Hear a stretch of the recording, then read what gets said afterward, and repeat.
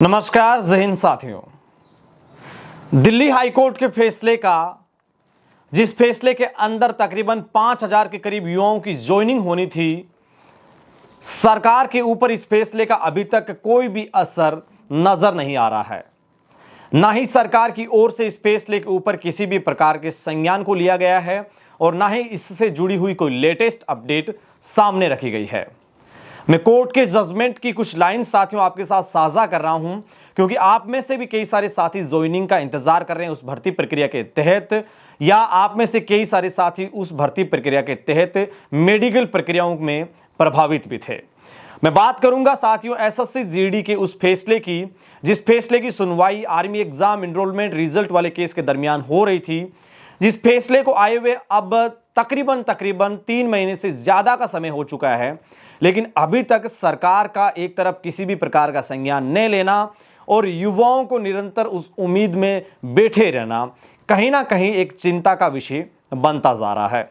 साथियों उस फैसले की अगर बात की जाए तो सरकार को साफ तौर पे दिल्ली हाईकोर्ट की ओर से निर्देश दिए गए थे, the respondents shall such candidates and offer them appointment within 4 weeks of passing this judgement with seniority but without बैकवेट्स।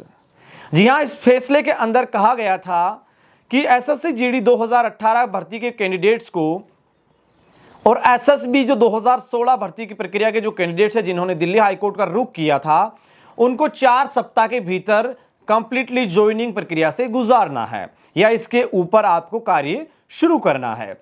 लेकिन अभी तक 4 वीक की अगर बात की जाए तो साथियों ने जाने कितने वीक गुजर गए, अभी तक किसी भी प्रकार का संज्ञान इसको लेके नहीं लिया गया है। साथियों अगर इसकी बात की जाए तो 2018 से 2023 में हम अभी वर्तमान समय की बात की जाए तो 4 साल से ये कैंडिडेट्स ज्वाइनिंग का इंतजार कर रहे हैं। तकरीबन 13 दिसंबर 2022 को इनकी अंतिम सुनवाई थी दिल्ली हाईकोर्ट में। अगर इस भर्ती प्रक्रिया की बात की जाए साथियों तो जब ये भर्ती आई उस समय 54,953 के करीब इस भर्ती प्रक्रिया में पोस्ट थी, लेकिन इसके बाद में इस भर्ती प्रक्रिया की पोस्ट को बढ़ाया गया जो तकरीबन 60,000 के करीब हो गई।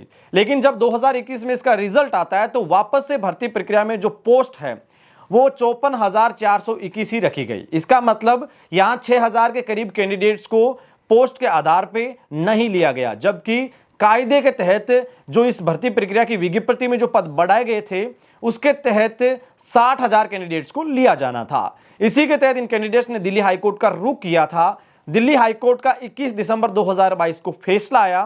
फैसले में कहा गया कि 4 सप्ताह के भीतर इन कैंडिडेट्स को ज्वाइनिंग देनी है और विद सीनियरिटी।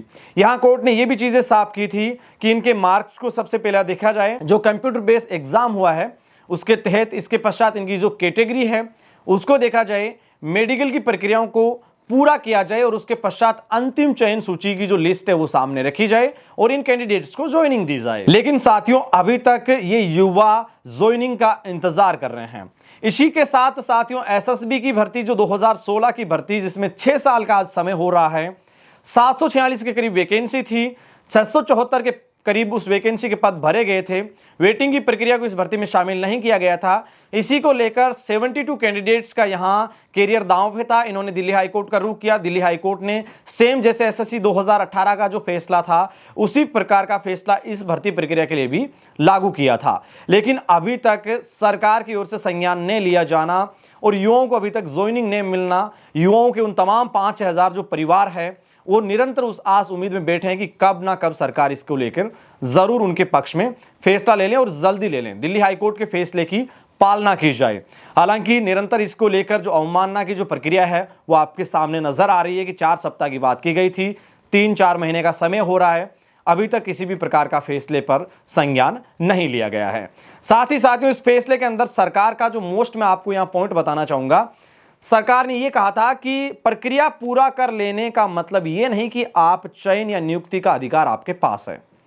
यह शब्द मैं बार बार कई वीडियोज के माध्यम से आपको बता रहा हूं कि एयरफोर्स एनरोलमेंट आर्मी एग्जाम वाले केस में भी सरकार की ओर से कहा गया था कि नियुक्ति का अधिकार नहीं है और इनके पास भी ये बात सामने रखी गई थी।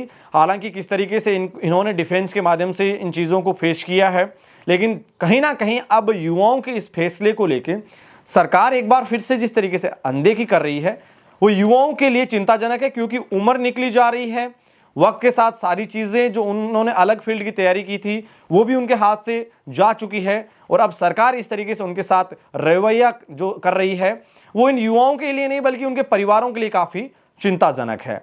फिलहाल के लिए साथियों मैं चाहूंगा आपसे इजाजत। सैन्य भर्ती से जुड़ी हुई लेटेस्ट ताजा सही सटीक विश्लेषण भरी जानकारी के लिए आप एडी आर्मी पॉइंट परिवार के इस यूट्यूब परिवार से जुड़ना ना भूलें। वीडियो के अंत तक आप बने रहे इसके लिए तमाम साथियों का दिल से शुक्रिया। मिलेंगे फिर सैन्य भर्ती से जुड़ी हुई लेटेस्ट ताजा सही व सटीक जानकारी के साथ। तब तक के लिए जय हिंद, जय भारत, धन्यवाद।